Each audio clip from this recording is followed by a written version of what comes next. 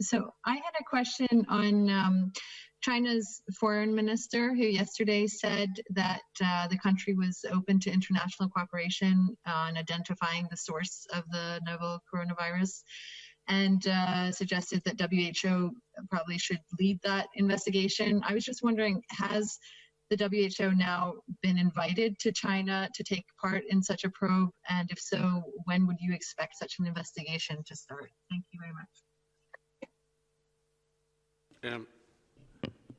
Maria may wish to add. We've been in discussions day to day with our colleagues in China about putting together the necessary scientific inquiries into the origin of the virus. I think the authorities in China, governments around the world and ourselves are very keen to understand the animal origin of the virus itself. And I am very pleased to hear a very consistent message coming from China, which is one of openness to such an approach. And again, pleased that we've seen, for example, the publication of the first peer-reviewed journal publications of the vaccine studies from China.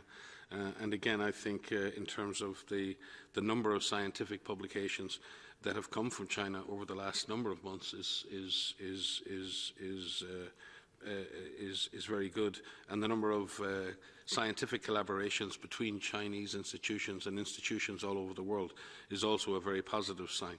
So I think we will be very pleased to continue those discussions. I don't believe, Maria, there's a date yet for a scientific mission, but we will be looking forward to doing that as soon as possible, and with the right mix of scientific experts from a multinational perspective to join such a team. Yes, only to add that, yes, we have been in regular contact with our colleagues in China, and they have all the expertise in country to be able to do this.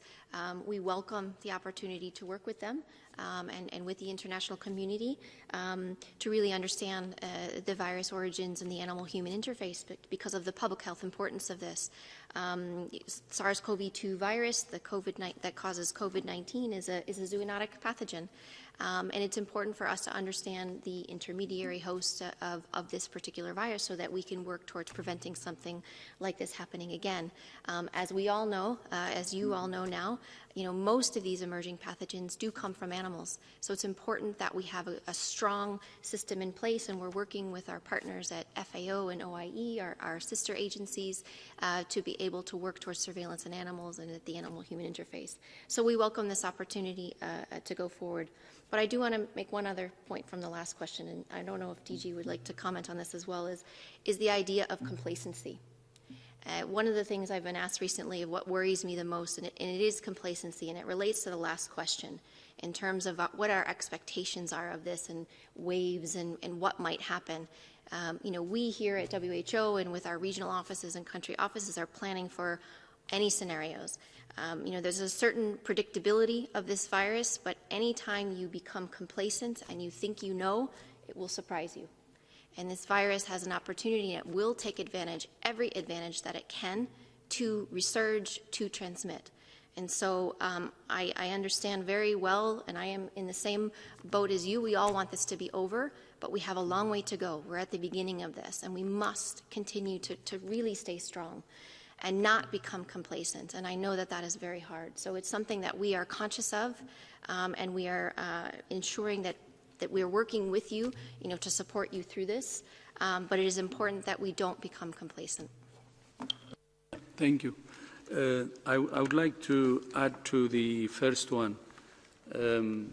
As you know, with China, we have agreed on two issues, and the origin of the study of the origin of the virus is not actually new.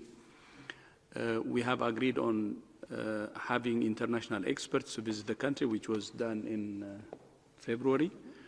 And this was also agreed during that time on the origins also. So it has been there on the table. It's a matter of continuing and doing it. But all stakeholders understand the importance of studying the origin, because it's by studying the origin that we can prevent it from happening in the future. So this is not a new thing, as Mike and Maria said, something that has been already going on. You know, the discussion has been going on, and something that there was already agreement. Thank you. Margaret, just before you finish, I know the DG has very much recognised our colleagues on the African continent, but just from a personal perspective, to say thank you to Chidi and our team in Afro, to John and his teams in Addis Ababa.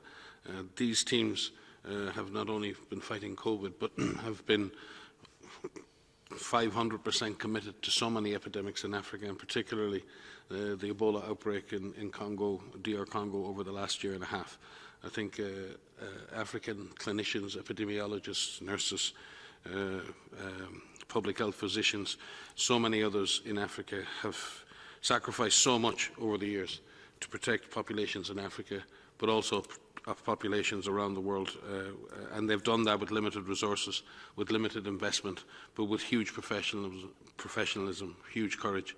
I just wanted to, on this Africa Day, just say thank you from the world to our African colleagues for all they do to protect the world from emerging and infectious diseases. And I'd also like to ask Dr. Moeti if she's got any closing remarks, also Dr. So. Dr. Moeti, would you like to say a few words?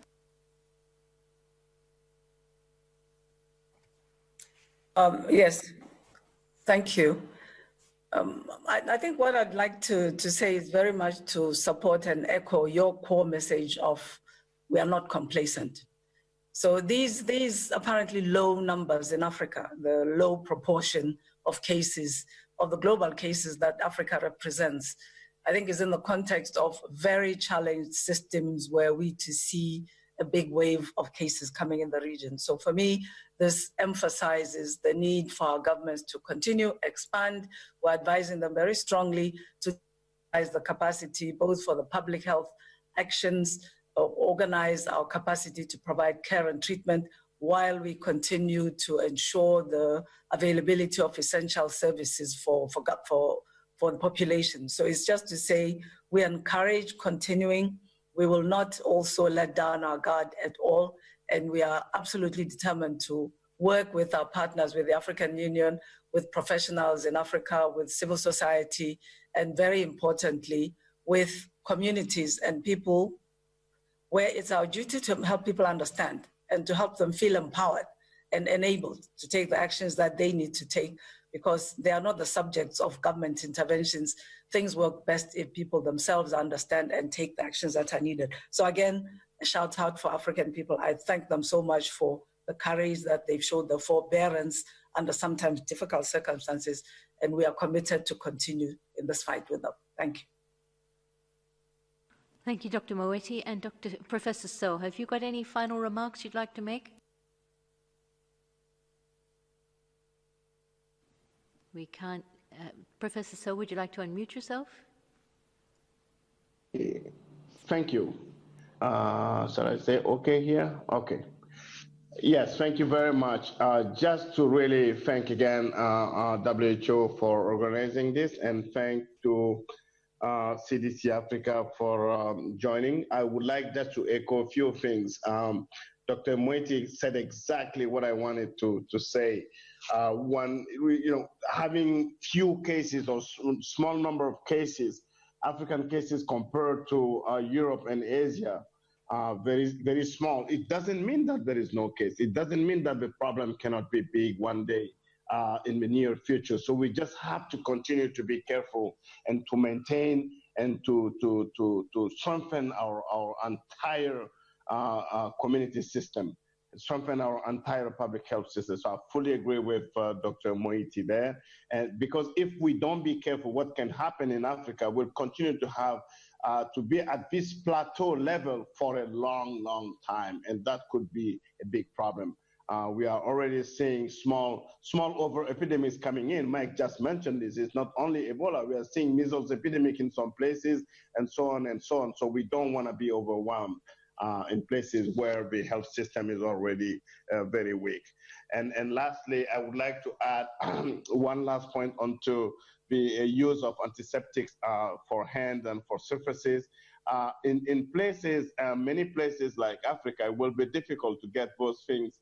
If one doesn't be careful, people can in fact bring bad products and say that they are good antiseptics. So we strongly recommend hand washing. Soap and water is very, very good compared to these very modern products that can not harm you, hurt you, break your skin, your eyes, etc. But second, soap and water is really heavily, highly recommended also as part of this hygiene measure. So I would like to finish by thanking WHO for his leadership in many ways, not only communication, not only disease control, but many other ways. WHO is doing a fantastic job around the world, and I would like to thank them all for that. And thank you for helping not only Africa, the entire world, but especially African countries to promote many of these research operations that are ongoing.